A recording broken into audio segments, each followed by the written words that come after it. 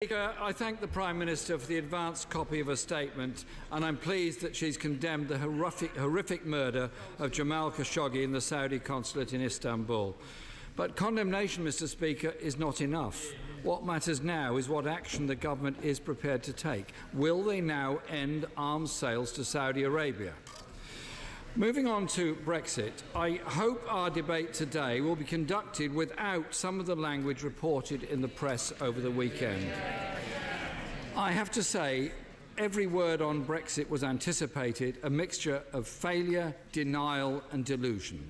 The Conservative Party has spent the past 2 years arguing with itself instead of negotiating a sensible deal in the public interest. And even at this crucial point, they're still bickering amongst themselves.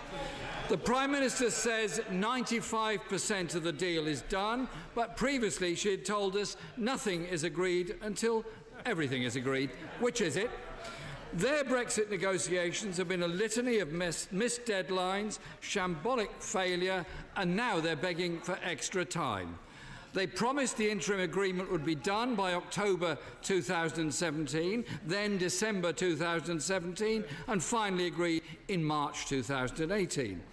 The Prime Minister even missed the deadline for publishing her own government's white paper on Brexit, saying it would be published in June. It arrived in mid-July, lacking any clarity on the key issues and, crucially, I believe there are 4 steps we need to take. First, we must make the commitment to a temporary UK-EU just last week, the government missed its October deadline for agreeing to the terms of the exit deal with the EU. Instead, the Prime Minister went to Brussels to beg for an extension. The EU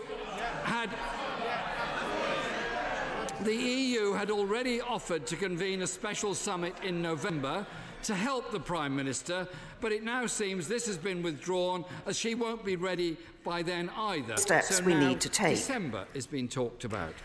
And the Prime Minister claims her extension of the transition period will only be for a matter of months. Is that 3? Is that 6? Is that 12? Is that 18? How many months is it? Who knows? Because certainly the Prime Minister does not. But can the Prime Minister give one straight answer? What will it cost in extra payments to the EU per month during this extension? The government is only proposing this extension because of its own incompetence. We've had 2.5 years watching the Tories' failure to negotiate. Now even the Prime Minister doesn't have confidence she can negotiate a deal by December 2020. That is another 14 months. What faith can anyone have that extending that deadline by a matter of months will help? Perhaps the Prime Minister can inform the House. The Prime Minister also begged European leaders to come up with creative solutions. The country voted to leave, her cabinet members said they would take back control, and now the Prime Minister is pleading with the EU to work out how to do it. It doesn't sound like taking back control, it sounds like a government and a Prime Minister that is losing control. This government is terminally incompetent, hamstrung by its own divisions. The Prime Minister of Lithuania summed up the situation pretty succinctly when he said, "We do not know what they want. They do not know themselves what they really want. That is the problem." I'm sure the whole House would love to... Order. There was too much noise when the Prime Minister was addressing the House. Mr Opperman, not only are you a distinguished barrister and a Minister of the Crown, you are a graduate of the University of Buckingham in my constituency. I cannot believe that you were taught to behave in that way, chuntering noisily from a sedentary position by lecturers in my constituency. Mr Jeremy Corbyn. I'm sure the whole House would love to hear their precise and detailed blueprint. Perhaps when she comes back to the dispatch box, the Prime Minister could set out her plan. The whole country is waiting for a plan that works for Britain, not another fudge kicking the can down the road to keep her party in power. Much of the current impasse is due to the Northern Ireland border. Hardly an issue that can come as a surprise to government. There is a simple solution, a comprehensive customs union with the EU, a solution that not only benefits Northern Ireland, but would help to safeguard skilled jobs in every region and nation of Britain. No hard border in Ireland and no hard border down the Irish Sea, and good jobs for every region and nation. That, Mr. Speaker, is a deal that could command a majority of support in this House and the support of businesses and unions. It is Labour's plan, a comprehensive customs union with a real say for Britain, with no race to the bottom on regulations, standards and rights. The alternative is not no deal, but a workable plan. This government doesn't even trust its own benches to have a meaningful vote, with the Brexit Secretary submitting a letter that told us we must choose between a disastrous no deal and the government deal, a deal which doesn't yet exist, for which there is now no deadline.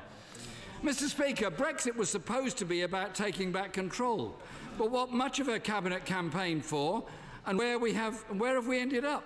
Parliament being denied the chance to take back control, and because of this government's vacillation, 5 years on from the referendum, we could still be paying into the EU with no MEPs, no seat at the Council of Ministers, no commissioners and no say for this country. Instead of taking back control, they're giving away our say and paying for the privilege. What an utter shambles. Having utterly failed to act in the public interest, will the Prime Minister do so now and make way for a government that can and will?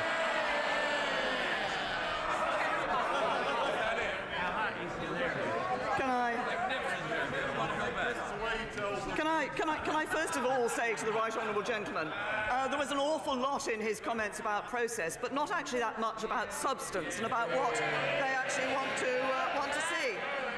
Can I also say to him this? That I think it is incumbent on all of us in public life to be careful about the language we use.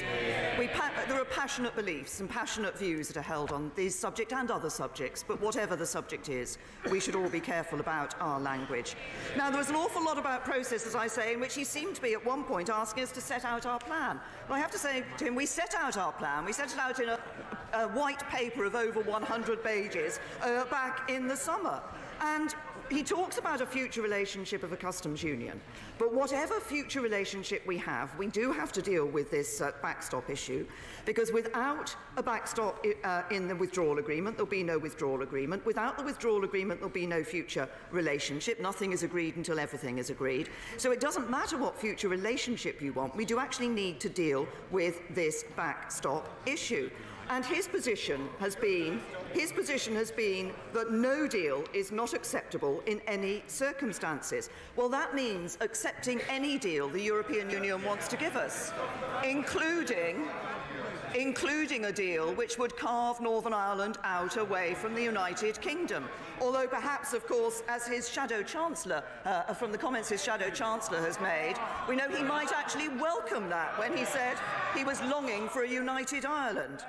All I have to say to the right honourable gentleman is, throughout all of this, all we have seen from the Labour Party, from him, is playing politics with this issue. 1 minute they want to accept the referendum, the next they want a second referendum. 1 minute they want to say free movement will end, the next they say free movement is still on the table.